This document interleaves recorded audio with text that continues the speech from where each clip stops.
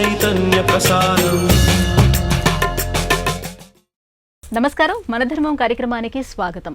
ఇవాటి మన ధర్మం కార్యక్రమంలో మన ధర్మ సందేహాలను నివృత్తి చేసేందుకు మనతో పాటు ఉన్నారు ధర్మశాస్త్ర నిపుణులు బ్రహ్మశ్రీ డాక్టర్ కాకునూరి సూర్యనారాయణమూర్తి గారు. గురుగారు నమస్కారం అండి. నమస్కారం అమ్మా. గురుగారు, ఇవాటి మన ధర్మం కార్యక్రమంలో మా మొదటి ధర్మ సందేహం ఏంటంటే, పాషాణ చతుర్దశి అంటే ఏంటి, దీని ప్రత్యేకత ఏమిటి, ఈ రోజు ఏ దైవాన్ని ఆరాధించాలి?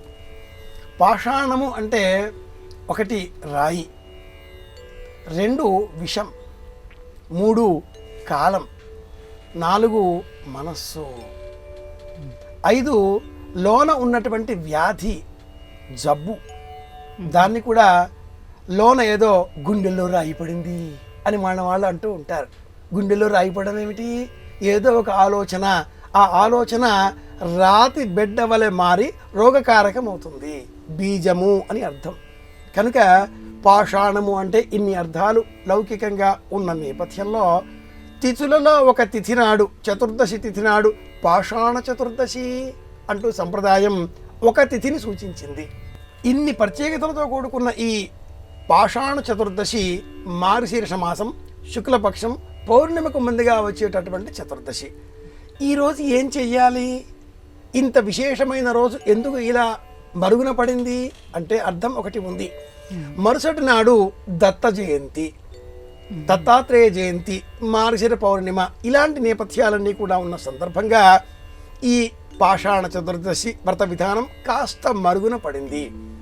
హేమాద్రి పండితుడు అందించిన చతుర్వర్గ చింతామణి అనే గ్రంథంలో ఈ వ్రత ఆచరణ విధానమంతా కూడా కూలంకషంగా చెప్పబడి ఉంది. ఉమామహేశ్వరులను అర్చించాలి, విశేషంగా పిండి పదార్థాన్ని స్వీకరించాలి. జొన్నలను వేయించి, ఆ వేయించిన జొన్నలతో పిండి పదార్థం సిద్ధం చేసి, ఆ పిండి పదార్థమును పాలతో తడిపి ఆ పదార్థమును మాత్రమే ఆహారంగా స్వీకరించి శివ పార్వతులను పూజించాలి. ఉమామహేశ్వర పూజ అంటుంది సంప్రదాయం. అలాగే శ్రావణ మాసంలో పౌర్ణిమ నాడు ఏ విధంగానైతే పురుషులు, మగవారు నూతన విద్యను అధ్యయనం చేసే నిమిత్తమై శ్రావణి అన్న పేరిట యజ్ఞోపవీతాదికాదులు వేసుకుని అధ్యయనం చేయడానికి ఉపక్రమిస్తారో, అదేవిధంగా మహిళలు ఈ పాషాణ చతుర్దశి నాడు దేవీ శ్రావణిక అన్న పేరిట మహిళలకు సంబంధించిన విజ్ఞానాన్ని అధ్యయనం చేయడం కోసం మహిళలకు సంబంధించిన పాటలు, నృత్యాలు, వివిధములైనటువంటి ధర్మాల ఆచరణలో అనురక్తి పెంచుకోవడం కోసం శాస్త్రాన్ని అధ్యయనం చేసే నిమిత్తమై శివపార్వతులను పూజించాలి, సంకల్పం చేయాలి. మహిళలు నూతనంగా మంత్రోపదేశం స్వీకరించడానికై అనువైనటువంటి రోజు ఈ పాషాణ చతుర్దశి అని కూడా ఆర్ష విజ్ఞానం బోధిస్తుంది. క్రమేణా లోకమంతా కూడా పురుష ఆధిపత్యం పెరగడంతో మహిళలకు సంబంధించిన ఆటల పండుగ అట్ల తద్దిగా మారిపోయింది. గోరింట పెట్టుకునే నఖరంజనికి సంబంధించిన పండుగ మరుగున పడిపోయింది. అవి ఎలాగో ఈ పండుగ కూడా మరుగున పడిపోయింది. కనుక మహిళలకు సంబంధించి మంత్రోపదేశాలు, విద్య అభ్యసనాదికాదులు, అక్షరాభ్యాసాలు, నూతనంగా స్వీకరించే ఏ విధమైన జ్ఞానానికైనా కూడా పాషాణ చతుర్దశి ప్రత్యేకమైనది అని కూడా ఆర్ష విజ్ఞానం ఇలా తెలియజేస్తుంది. పాషాణ చతుర్దశి అత్యంత గోపనీయమైన ఈ వ్రత విధానంలో శివ పార్వతులను కలిపి ఉమామహేశ్వర పూజ అంటూ అభిషేకాదులతో అర్చన చెయ్యాలి. ప్రధానంగా జొన్నపిండితో చేసేటటువంటి పిష్ట పదార్థాన్ని నివేదనగా సమర్పించాలి. ఇది బల్ల అనే ఆ శబ్దం వెనకాల కూడా వచ్చే నేపథ్యం. గురుగారు, మరో సందేహం చూస్తే, పుణ్యకర్మలు 10 రకాలు అని చెప్తూ ఉంటారు. అసలు పుణ్యకర్మలు అంటే ఏంటి? ఈ దశవిధ పుణ్యకర్మల్ని ఎలా విశ్లేషించుకోవాలి? పుణ్యం అనేది ఇతరులు సహాయం చేస్తే కలిగే అంశం. పరోపకార పుణ్యాయ పాపాయ పరపీడనం అంటాడు వ్యాసుల వారు మహాభారతంలో. ఇన్ని శ్లోకాలు, ఇన్ని శాస్త్రాలు, ఇన్ని ధర్మాలు ఎన్ని చెప్పినా కూడా అందరికీ కూడా అన్నీ అర్థం కాని సందర్భంగా శ్లోకార్థే సంప్రవక్ష్యామి జదుక్తం గ్రంథకోటిభిః. వేలాది లక్షలాది కోట్లాది గ్రంథాలలో ఉండే శాస్త్ర సారాంశమంతా కూడా అర్ధ శ్లోకంలో తెలియజేస్తాను. శ్లోకార్థం సగం శ్లోకంలోనే. ఏమిటి ఆ శ్లోకం అంటే, పరోపకార పుణ్యాయ, ఇతరులకు ఉపకారం చేస్తే పుణ్యం, ఇతరులకు అపకారం చేస్తే పాపం. పాపాయ పరపీడనం అంటూ అరశ్లోకంలో ఇది పుణ్య పాపాల విభజన. 10 విధాలుగా చేసేటటువంటి పుణ్యం అంటే తెలిసి తెలియక షణ్నిమిత్తములు అని చెబుతారు.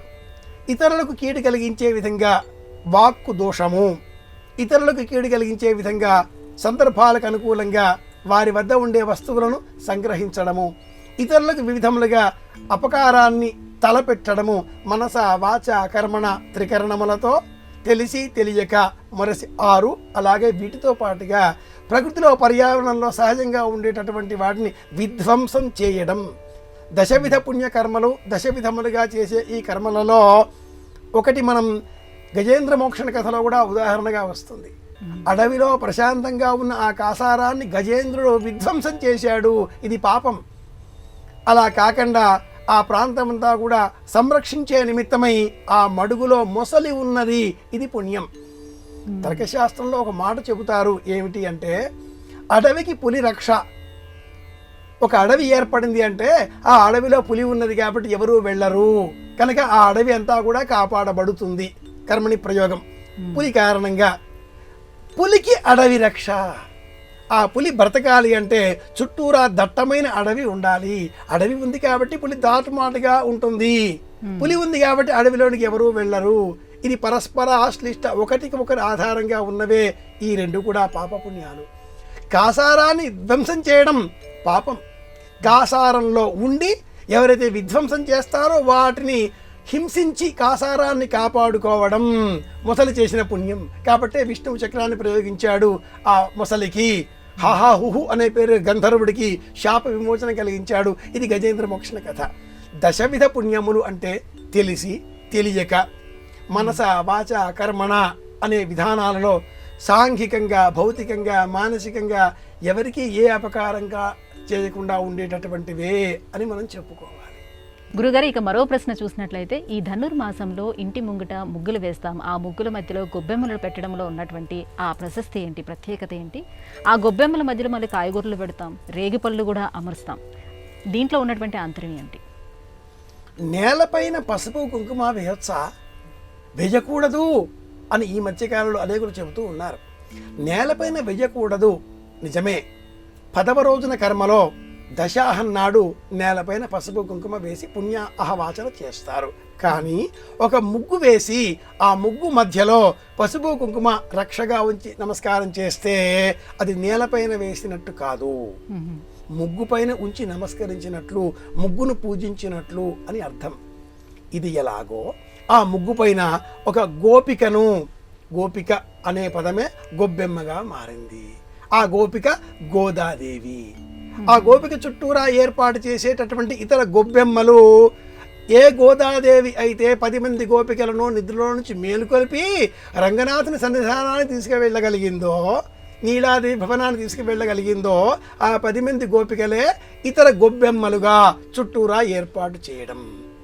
వారు ఊరికే వెళ్ళకూడదు, ఆలయానికి ప్రకృతిని పర్యావరణాన్ని కాపాడే విధంగా తగిన చర్యలు చేపడుతూ వివిధ సన్నివేశాలతో సంఘటనలతో సమష్టిగా కలిసి వెళ్ళాలి అని చెప్పే ఆ తత్వానికి ఈ కాలంలో లభించేటటువంటి దినుసులు, కూరగాయలు, పళ్ళు, అలాగే చెరుకుగడ ముక్కలు, రేగుపళ్ళు, జీడిపళ్ళు ఇవన్నీ కూడా ఆ గొబ్బెమ్మల చుట్టూరా ఏర్పాటు చేయడం, నువ్వులు బియ్యము ఏర్పాటు చేయడం, పశుపక్ష్యాదులకు ఆహారం లభించే విధంగా ఎలా ఏర్పాట్లు మనం చేస్తున్నామో చీమలు, దోమలు, ఇతర జీవకోటికి కూడా ఆహారం లభించాలి కదా.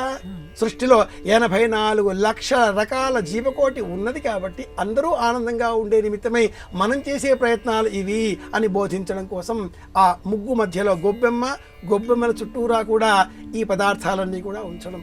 ఆకాశంలో ఉండే ఆ నక్షత్రాలకు ప్రతీకగా నేలపైన ఇలా చుక్కలు ఏర్పాటు చేసి ఆ చుక్కలను కలిపేటటువంటి ముగ్గులు ఆకాశానికి ప్రతీక. రంగవల్లి ఆకాశమే నేలపైన. 9 చుక్కలు వేస్తే నవగ్రహాలను చెబుతారు, 5 చుక్కలు వేస్తే పాంచభౌతిక దేహానికి ప్రతీక అని చెబుతారు. ఇలా క్రమంలో 21 చుక్కలు, 21 రోజులు జీవుడి ప్రయాణం. ఈ క్రమంలో అనంతంగా మల్లె పందిరి, రథం ముగ్గు వరకు ఈ ముగ్గులన్నీ సాగిపోతూ ఉండగా ముగ్గులు ఆకాశానికి ప్రతీక, ఆ మధ్యలో ఉండే గొబ్బెమ్మ గోదాదేవికి ప్రతీక, చుట్టూరా ఉండేటటువంటి ఇతర గొబ్బెమ్మలు గోపికలకు ప్రతీక. ఈ ఆహార పదార్థాలన్నీ ఈ కాలంలో లభిస్తున్నవి జీవావరణ సమతౌల్యాన్ని కాపాడే విధంగా మన ప్రయత్నాలు ఇవి అని చెప్పడానికి ప్రతీక. జీవ ఆవరణ సమతౌల్యాన్ని కాపాడడం కోసమే మన పండుగలలో పతాక స్థానమైన పండుగ సంక్రాంతికి ఆరంభ సూచనగా నెలపెట్టడం అన్న పేరిట మనం పాటించేటటువంటి ఈ ధనుర్మాస ఆరంభ సంరంభంలో ఇలా గొబ్బెమ్మలు, గోపికలు, ముగ్గులు ఇవన్నీ కూడాను. గురువుగారు, మరి మన సంప్రదాయంలో షడంగ ఉపాసనకు ఉన్నటువంటి ఆ ప్రత్యేకత ఏంటో తెలియజేస్తారా? షడంగ ఉపాసన సూర్య భగవానుడికి సంబంధించినటువంటి అవుతుంది. వేదాన్ని కూడా అధ్యయనం చేసే సమయంలో షడంగ పరబ్రహ్మణే నమః అంటూ వేదాన్ని కూడా షడంగములతో ఆ స్వామిని స్తోత్రం చెయ్యాలి అంటూ సంప్రదాయం అభివర్ణిస్తుంది. శిక్ష, వ్యాకరణం, ఛందం, నిరుక్తం, జ్యోతిషం తథా కల్పశ్చేతి షడంగాని. ఇవి షడంగములు. షడంగములతో వేద పురుషుని స్తోత్రం చేయడం ఇషేత్వో అర్జయత్వ వాజవస్థోపాజవస్థ దేవోపస్థవిత ప్రార్పయతు శ్రేష్ఠతమాజకర్మణ. ఇది వేదాధ్యయనం షడంగం. ఇది ఒక పక్కన ఉండగా షడంగ అర్చన అన్న పేరిట సూర్య భగవానుడిని ఆదివారాలలో విశేషంగా మాఘమాసంలో పాటిస్తారు. అర్చన సూర్య భగవానుడిని జపాపుష్పములు అంటే ప్రత్యేకంగా ఈ మాసంలో లభించేటటువంటి గన్నేరు పువ్వులతో పూజించాలి. ఇది అర్చన. తదుపరి జపం చేయడం, సూర్య సంబంధంగా ఉన్నటువంటి నామాన్ని గృహి సూర్య ఆదిత్యోం సూర్యాయ నమః, ఏదో ఒక నామం, దివాకరాయ నమః, భాస్కరాయ నమః అలా స్వీకరించడం. తదుపరి ఆ స్వామికి ప్రీతికరంగా ఆ నామాన్ని జపం చేసే విధానంలోనే ఇంకా తదుపరి కార్యక్రమాలలో భాగంగా ఆ స్వామికి సంబంధించిన రాగి యంత్రాన్ని పూజించడం, అలాగే నమస్కారం చేయడం, దోసులలో నీరు తీసుకొని అర్ఘ్యప్రదానం చేయడం, మనస్సులో సుప్రతిష్ఠితం చేసుకోవడం. ఈ ఆరింటికే షడంగ అర్చన అని పేరు. స్వామికి ప్రీతికరంగా నమస్కారం చేయడం ప్రత్యేకం, జపం చేయడం ప్రత్యేకం, అర్ఘ్యప్రదానం చేయడం ప్రత్యేకం, జపాపుష్పములతో అర్చన చేయడం ప్రత్యేకం, మనస్సులో సుప్రతిష్ఠితం చేసుకోవడం ప్రత్యేకం. వేద పురుషులకు సంబంధించినవి ఆరింటితో కూడుకున్న వేదాధ్యయనానికి సంబంధించినవి అవి. అది షడంగ అర్చన. సూర్య భగవానునికి సంబంధించి షడంగములతో చేసే అర్చన ఇది ప్రత్యేకం. గురుగారు, అయ్యప్ప స్వామి దీక్ష తీసుకున్నటువంటి స్వాములు కొబ్బరి కురుడిలోని ఆవు నెయ్యిని నింపి వాటిని శబరిమలలో సమర్పిస్తారు. ఇందులో ఉన్నటువంటి ఆంతర్యం ఏంటో తెలియజేస్తారా? త్రినేత్ర హరసమ్మతం అంటూ ఒక శ్లోకం ఉంది. నారికేళ సముద్భూతం త్రినేత్ర హరసమ్మతం శిఖయాతురితం సర్వం పాపం పీడాంచమేనుదా. బోధాయన మహర్షి ఒక విశేషంగా నీటికి సంబంధించిన ఒక క్రతువును ఆధారం చేసుకొని ఒక ప్రయోగం వలె ఉదక శాంతి అనే క్రమాన్ని మనకు అందించి ఉన్నాడు. ప్రశ్న ఎక్కడో ఉంటే సమాధానం ఎక్కడో ఆరంభమవుతుంది అని అనుమానం వలదు, రెండూ కలుస్తాయి.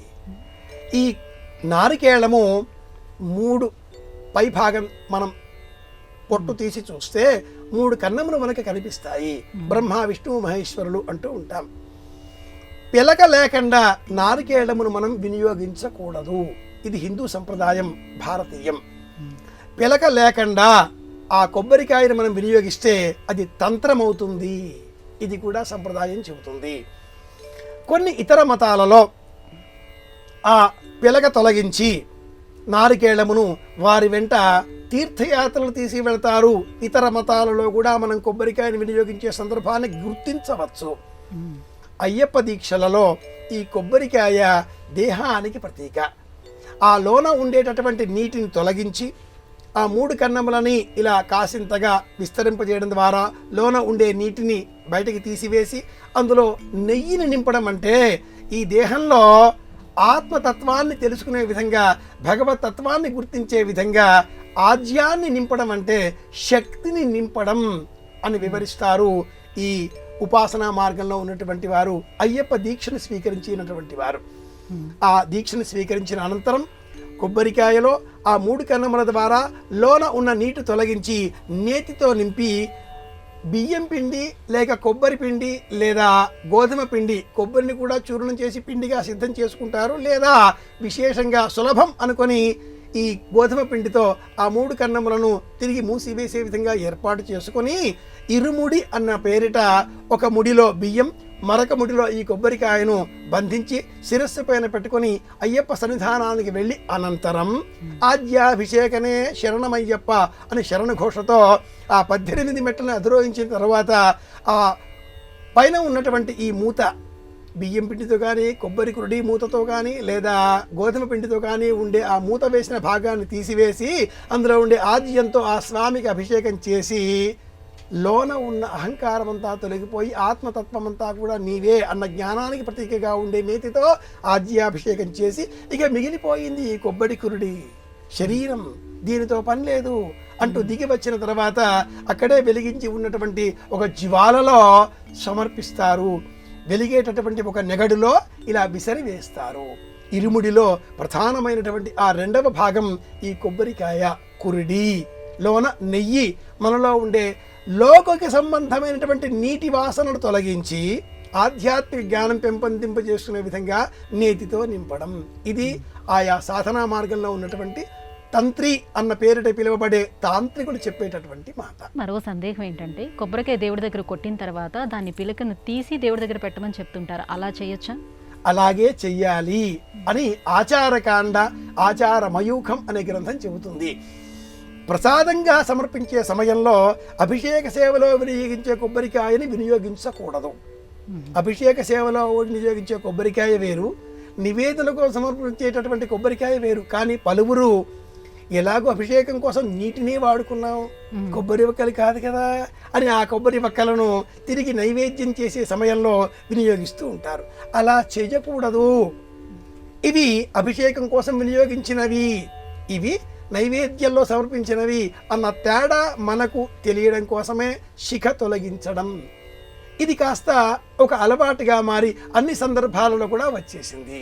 అభిషేక సేవలో వినియోగించే సమయంలో ఒక కొబ్బరికాయతో మరో కొబ్బరికాయని భేదించాలి, విసరి వేయకూడదు. విసరి వేస్తే బలి, ప్రశాంతంగా పగలదీస్తే అభిషేక సేవ కోసం. ఒక కొబ్బరికాయని ఇలా దిష్టిగా మనం వాహనాలవి ఖరీదు చేసినప్పుడు ఎదరగా వేసి పగలగొడుతూ ఉంటారు, దాన్ని ఎవరూ తినరు, అది దిష్టి కదా. అలా ప్రసాదంగా వేసినప్పుడు వాటిని వినియోగిస్తే అది ప్రసాదం కదా. తేడా తెలపడం కోసమే పొట్టు ఉంచడం, పొట్టు తీయడం, ఇది అర్థం.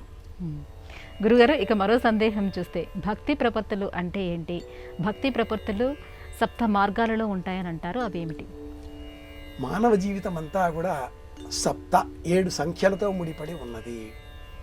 భక్తి 9 విధములు, భక్తి 10 రూపములు, భక్తి 7 సాన్నిధ్యాన్ని మనకు అందించేది అవుతుంది.